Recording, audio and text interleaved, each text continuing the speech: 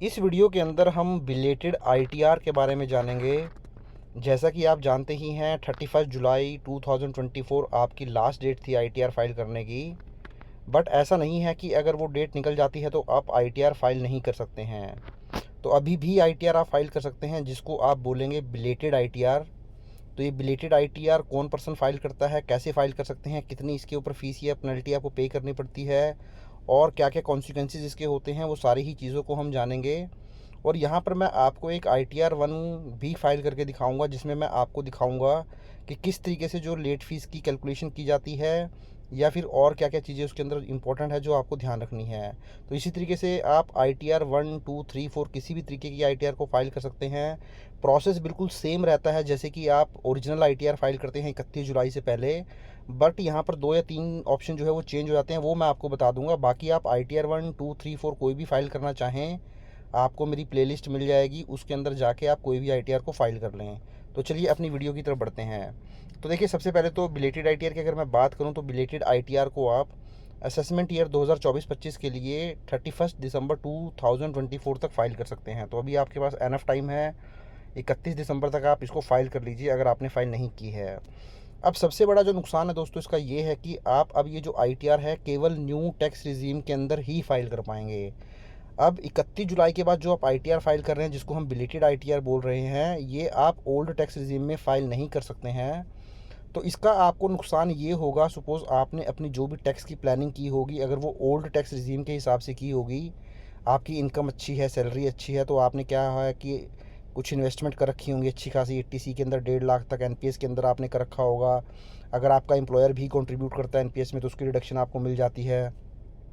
इसके अलावा कोई मेडिक्लेम की आपकी डिडक्शन है, कोई होम लोन आपका चल रहा है उसकी डिडक्शन है, कोई इंटरेस्ट ऑन होम लोन के अलावा कोई एजुकेशन लोन आपका है उसकी डिडक्शन है, कोई आपने डोनेशन दी है पॉलिटिकल पार्टी को उसकी डिडक्शन है।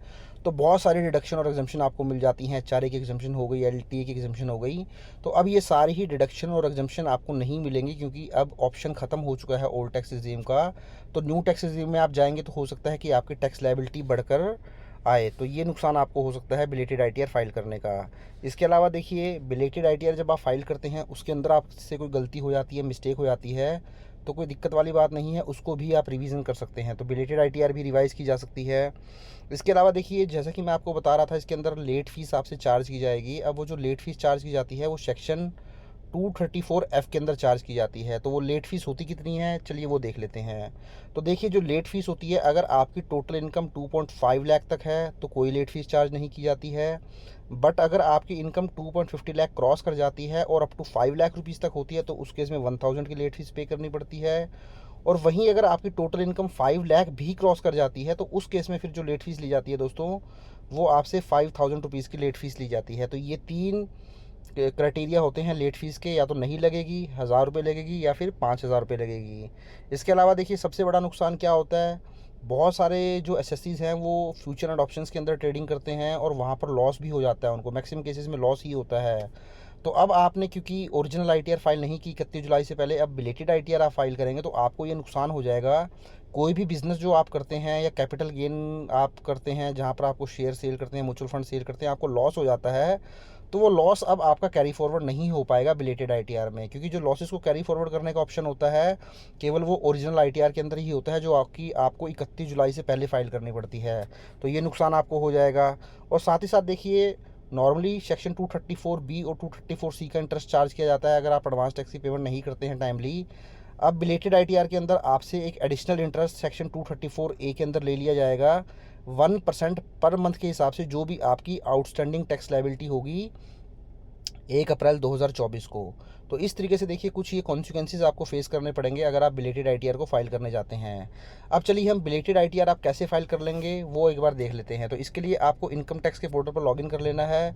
जब आप इनकम टैक्स के पोर्टल पर लॉगिन कर लेंगे तो देखिए, जब आप कुछ स्टेप्स को कर लेंगे तो यहाँ पर आपको ITR-1 का मैं आपको ये फॉर्मेट दिखा रहा हूँ। तो ITR-1 में जब आप आएंगे तो आपको ऐसी ही personal information, gross total income, total deduction, tax paid और टोटल टैक्स लायबिलिटी जो है वो नज़र आएंगे। तो सबसे पहले पर्सनल इन्फॉर्मेशन पे क्लिक कर देते हैं। तो आपका प्रोफाइल आ जाएगा, कॉन्टैक्ट आ जाएगा। उसके बाद देखिए नेचर ऑफ एम्प्लॉयमेंट में अगर आप सेंट्रल गवर्नमेंट एम्प्लॉई हैं, स्टेट गवर्नमेंट एम्प्लॉई हैं, पब्लिक सेक्टर अंडरटेकिंग है, अदर्स हैं, अगर आप प्राइवेट लिमिटेड कंपनी के एम्प्लॉई हैं या फिर एम्प्लॉई नहीं है तो आप अदर का ऑप्शन चूज़ कर सकते हैं। उसके बाद देखिए नीचे आएंगे तो आपको यहाँ बाय डिफ़ॉल्ट ही अब 139(4) का ऑप्शन जो है वो मिल जाएगा। 139(4) के अंदर ही आपको ITR फाइल करनी होगी।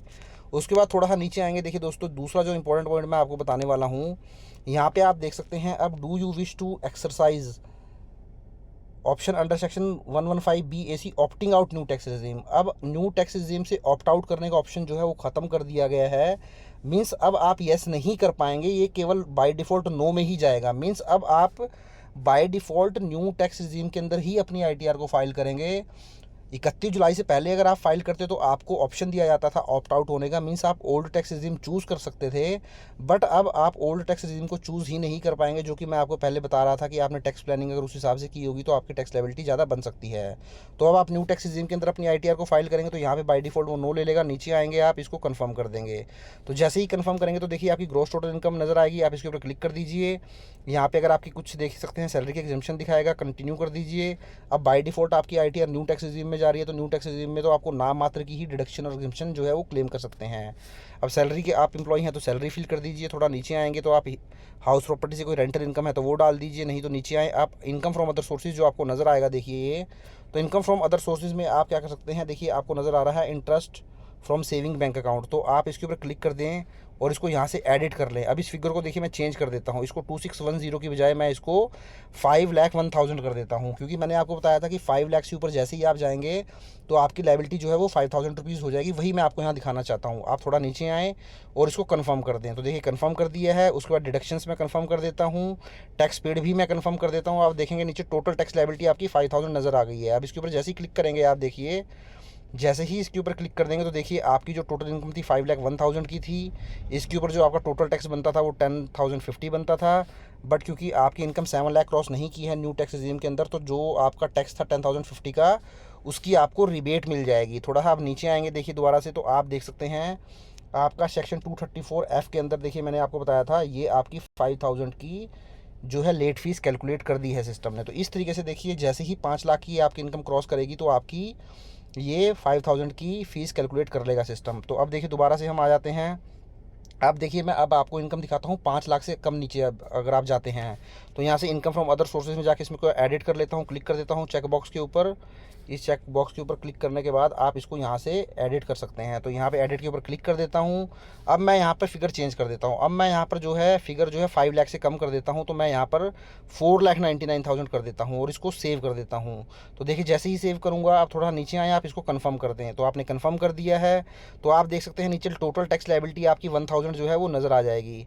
तो आप यहाँ देख सकते हैं नीचे आपकी ऑटोमेटिकली 5,000 से लायबिलिटी घटकर 1,000 हो चुकी है, क्योंकि आपने देखिए दोस्तों 5 लाख से नीचे इनकम कर दी है। तो देख सकते हैं 1,000 की आपकी लायबिलिटी आ चुकी है। तो आप इसको देखें 234F के अंदर, देखिए यहाँ पर भी 234F के अंदर अब आपकी लायबिलिटी 1,000 की आ चुकी है, क्योंकि आपने जो इनकम है वो 5 लाख से कम कर दी है। तो इस तरीके से देखिए आपकी 5,000 और 1,000 की टैक्स लायबिलिटी कैलकुलेट हो जाती है अगर आप बिलेटेड ITR फाइल करते हैं। तो ये है दोस्तों तरीका बिलेटेड ITR को फाइल करने का, और ये कॉन्सिक्वेंसेज जो मैंने आपको बताए वो आप ध्यान में रख के चलें। तो आई होप वीडियो आपको अच्छा लगा होगा। वीडियो अच्छा लगा तो उसको लाइक करें, शेयर करें, और चैनल को सब्सक्राइब नहीं किया तो चैनल को भी जरूर सब्सक्राइब कर लें। Thank you very much, have a nice day, take care.